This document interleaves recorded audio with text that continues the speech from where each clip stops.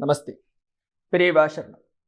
இன்னைக்கு ரொம்ப புண்ணியமான உன்னதமான ஒரு நாள், மகா சிவராத்திரின்னு நம்ம எல்லாரும் கொண்டாடக்கூடிய இந்த விசேஷ தினத்தில் சிவனுடைய அந்த நாம மகிமை, சிவராத்திரின்னு சொல்கிறோமே, அதில் சிவங்கிற அந்த 2 எழுத்து இருக்கே, அந்த எழுத்துக்களினுடைய உன்னதம் என்ன, எப்பேற்பட்ட மகிமையை கொண்டதாக இருக்குங்கிறத இன்னைக்கு நம்ம தெரிஞ்சுக்க போகிறோம். அதுவும் எப்படி இது நமக்கு அமைஞ்சிருக்கு அப்படின்னு பார்த்தாக்கா, சொல்கிறது யாரு? சாக்ஷாத் அந்த பராசக்தி, அவளுடைய வாக்கிலிருந்து வர்றது. அவளுடைய வாக்கை வாங்கி நமக்கு யார் கொடுக்குறான்னா, சுகபிரம்மம், பிரம்மமாகவே இருக்கக்கூடிய பிரம்மஸ்வரூபமாக கொண்டாடக்கூடிய சுகபிரம்மம். இந்த ஸ்லோகம் எதுக்குள்ளே அமைஞ்சிருக்குன்னு பார்த்தா, சாக்ஷாத் பெருமாளுடைய நாராயணருடைய பெருமையெல்லாம் எடுத்து சொல்லக்கூடியதாக ஏற்பட்ட ஸ்ரீமத் பாகவதத்துக்குள்ள இந்த சிவநாம மகிமை அப்படி உள்ள அப்படி ஒரு பெரிய பொக்கிஷமாக உட்காந்துருக்கு. இப்பேற்பட்ட மகத்துவம் வாய்ந்த இந்த ஒரு ஸ்லோகத்தை எடுத்து நமக்கு யார் கொடுக்குறா, நமக்கு இதை புரிய வைக்கிறா அப்படின்னு பார்த்தா, சாக்ஷாத் பரமேஸ்வரனாகவே, பிரத்யக்ஷ பரமேஸ்வரனாக நமக்கெல்லாம் அனுகிரகம் பண்ணிட்டு இருக்கிற நம்ம மகாபிரிவா இந்த ஸ்லோகத்தை எடுத்து அர்த்தம் பண்ணி கொடுக்குறா. இப்போ எப்பேற்பட்ட ஒரு பாக்கியம் நமக்கு இந்த ஒரு புண்ணிய தினத்தில் கிடைக்கிறது அப்படின்னு சொல்லும் பொழுது, பெரிவாளுடைய அனுகிரகத்தை நினச்சி நம்ம ஆனந்திக்கக்கூடிய ஒரு சந்தர்ப்பமாக இன்னைக்கு நமக்கு வாய்க்கிறது. சரி, இந்த சிவநாமத்தினுடைய மகிமை நேற்றுக்கு சொல்லின்னு வந்த மாதிரி, தாக்ஷாயினி தன்னுடைய தோப்பனாரான தக்ஷன் கிட்ட சொல்கிறதாக, அதாவது அவளுடைய தேகத்தை அவள் தியாகம் பண்ணுறான்னு சொன்னோம் இல்லையா, அதுக்கு முன்னாடி தோப்பனார்கிட்ட சொல்கிறா, எப்பேற்பட்ட ஒரு மகிமை இந்த பரமேஸ்வரன்கிறவர் எப்பேற்பட்டவராக இருக்காருங்கிறத தெரிஞ்சுக்காமல் விட்டுட்டியே, அவருடைய நாமாக்கு எப்பேற்பட்ட மகிமை இருக்குங்கிறத நீ இப்படி தெரிஞ்சுக்காமல் விட்டுட்டியேப்பா அப்படின்னு சொல்லி, என்னதான் இருந்தாலும் தன்னுடைய தோப்பனாராக இருந்தவர் இல்லையா, அதனால ஒரு கழிவிறக்கம்னு சொல்லலாம். அவர் பேரில் அடாடா இப்படிப்பட்ட ஒரு விஷயம், ஒரு பெரிய பொக்கிஷத்தை நீ விட்டுட்டியே அப்படின்னு ஃபீல் பண்ணி சொல்கிறதாகவும், அதே நேரத்தில் இப்படி இந்த பரமேஸ்வரனை, அதாவது தன்னுடைய பதிக்கு கொடுக்க வேண்டிய மரியாதையை கொடுக்காம விட்டுட்டாரேன்னு அந்த கோபத்தோடையும் சேர்ந்ததாக இங்கே தக்ஷனை அட்ரஸ் பண்ணி இந்த அம்பாள் தாக்ஷாயினி அவர்கிட்ட சொல்கிறதாக வரக்கூடிய ஸ்லோகம் இது. இதில் பாகவதத்தில் இருக்கக்கூடிய, முதலே சொன்ன மாதிரி 4வது அத்தியாயத்தில் வரக்கூடிய ஸ்லோகம். அம்பாள் சொல்றா, யத் துவயக்ஷரம் நாம கிரேரிதம் நிருணாம். இங்கே முதல்ல சொல்ல ஆரம்பிக்கிறது துவயக்ஷரம், 2 எழுத்துக்களை கூடியதான இந்த நாமா அப்படின்னு சிவநாமத்தை பற்றி சொல்ல ஆரம்பிக்கிறார். யத் துவயக்ஷரம் நாம கிரேரிதம் நிருணாம் சக்ருத் பிரசங்காத் அகம் ஆசுஹந்தி தத்து. இது 2வது லைன், அந்த நாமத்தினுடைய மகிமையை கொடுக்கறதாக 2வது லைன். அதுக்கு அடுத்ததாக பாக்கி 2 லைனில் நீ இப்படி மிஸ் பண்ணிட்டியே, இவ்வளோ பெரிய ஆப்பர்ச்சுனிட்டியே அப்படிங்கிறத தான் பாக்கி 2 லைனில் சொல்கிறா.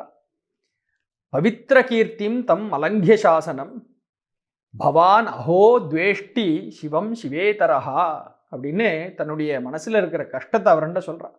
என்னப்பா நீ இப்படி மிஸ் பண்ணிட்டியே ஒரு ஆப்பர்ச்சுனிட்டியே அப்படிங்கிறதாக பெரியவா இதை சொல்ல ஆரம்பிக்கும் பொழுது இந்த கடைசி லைன்லேருந்து எக்ஸ்பிளனேஷன் ஆரம்பிக்கிறா. எப்படி கூப்பிடுறா? சிவேதரஹா அப்படின்னு கூப்பிடுறா தக்ஷனை.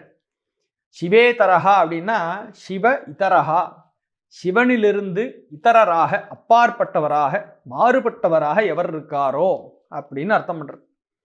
பெரியவா சொல்கிறா, சிவம் அப்படிங்கிற ஒரு வார்த்தையை எடுத்துட்டோம்னா, அமரகோஷத்தில் ஓரளவுக்கு இப்போ பழகின்னு இருக்கோமே, அமரகோஷம்னா சம்ஸ்கிருத டிக்ஷனரி, ஒரு சினானிம்ஸ் எல்லாம் இருக்கிறது அப்படின்ட்டு. அதில் அமரத்தில் என்ன சொல்லியிருக்குன்னா, சிவங்கிற வார்த்தைக்கு என்னெல்லாம் மங்கள பொருள்கள் இருக்கோ அந்த எல்லா வார்த்தைகளும் சினானிமாக இங்கே இருக்கு. ஸ்ரேயஸ், சிவம், பத்ரம், கல்யாணம், மங்களம், சுபம், இப்படிப்பட்ட வார்த்தைகள் தான் அடிக்கிண்டு போகிறான் அமரன். அப்போ சிவங்கிற ஒரு வார்த்தைக்கே என்ன அர்த்தமாகுது? மங்களம், சுபம் இப்படிங்கிற அர்த்தங்கள் தான் இருக்குது முழுக்க. இப்போது தாக்ஷாயினி தன்னுடைய அப்பனான இந்த தக்ஷ பிரஜாபதியை என்னன்னு சொல்லி கூப்பிடுறா? சிவேதரஹா அப்படிங்கிறா. அப்போது சிவத்திற்கு இதரராக இருக்கக்கூடியவரேன்னு சொன்னால் என்ன அர்த்தம்? சிவம்னு சொன்னாலே மங்களம், கல்யாணம், சுபம், அதிலிருந்து மாறுபட்டு நிற்பவனாக இருப்பவனே அப்படின்னு கூப்பிட்டா என்ன அர்த்தம்? அசுபனானவன், அமங்கலமானவன் அப்படின்னு இந்த தக்ஷனை கூப்பிடுறான். ஏன்னா சிவத்திலிருந்து விலகி நிற்கிறவராக இவரே தான் வச்சுட்டு இருக்காரு தானே, தக்ஷன் தான். ஏன்னா அவருக்கு இவர் ஆகலை, அந்த ஒரு நினைப்புனால இவர் தன்னை சிவத்துக்கிட்ட இருந்து விலக்கி வச்சுட்டு இருக்கிறதுனால யாருக்கு நஷ்டம்? இதில் சாக்ஷாத் தக்ஷனுக்கே தான் நஷ்டம். அந்த நஷ்டத்தை தான் இங்கே சொல்லி கூப்பிடுறா.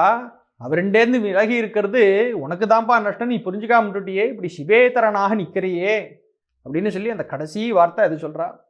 சொல்லிட்டு அந்த லாஸ்ட் லைனில் முதல் வார்த்தைகள் பெரிவா எடுக்கிறா. பவானு அஹோ துவேஷ்டி சிவம் சிவேதரஹா அப்படின்னு கொடுத்துருக்கு.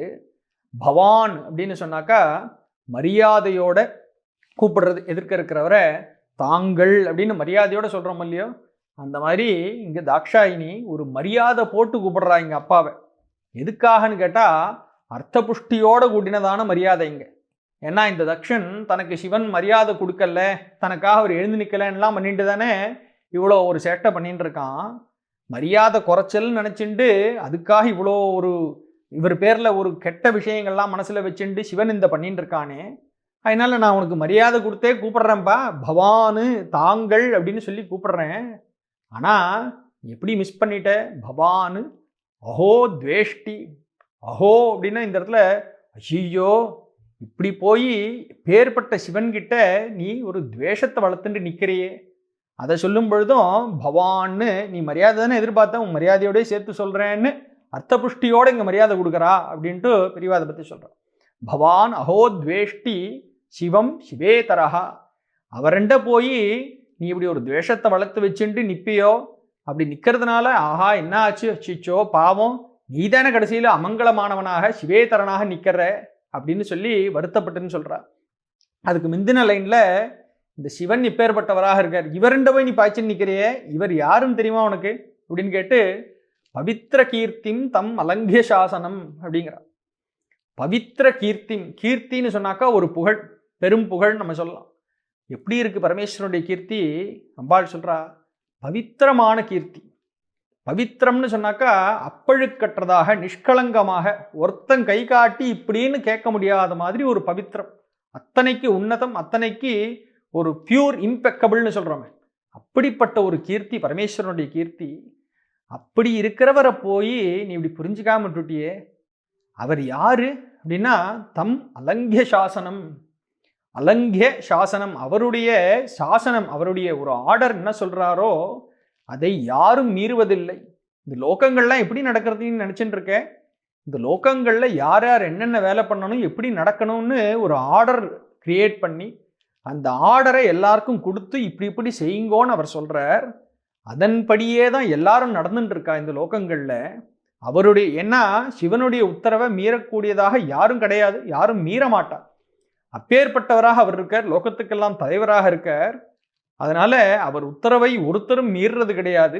அப்போ யாரு பரமேஸ்வரன் யாருன்னா பவித்திர கீர்த்தியை உடையவர், தன்னுடைய உத்தரவை யாரும் மீறாதவராக இருக்கக்கூடியவர். அப்பேற்பட்டவரான பரம மங்களஸ்வரூபியான இந்த பரமேஸ்வரனை நீ புரிஞ்சுக்காம அவரெண்ட போய் ஒரு துவேஷம் பாராட்டுறியப்பா, என்ன கஷ்டம் இது, அச்சியோ இப்படி போயிடுத்த உன் நிலைமை அப்படிங்கிறதாக கடைசி 2 லைனில் அது வருது. இந்த 2 வரிகளை முடிச்சுட்டு தான் முதல் 2 லைனுக்கு வரா பிரிவா. அங்கே தான் தாக்ஷாயினியுடைய வாக்காக சிவநாம மகிமையே உத்கிருஷ்டத்தை அங்கே சொல்லியிருக்கு. யத்வயக்ஷரம் நாம கிரேரிதம் நிருணாம் சக்ருத் பிரசங்காத்து அகம் ஆசுஹந்தி தத்து அப்படின்னு சொல்கிறது. அம்பாள் சொல்கிறா இந்த 2 அக்ஷரங்களை உடைய நாமா ஒன்று இருக்கேப்பா, யது துவயக்ஷரம் 2 எழுத்துக்களை உடையதான இந்த நாமா இருக்கே, நாம கிரேரிதம் நிருணாம், கிரா ப்ளஸ் ஈரிதம் நிருணாம்னு பெரியவா பிரித்து கொடுக்குறா.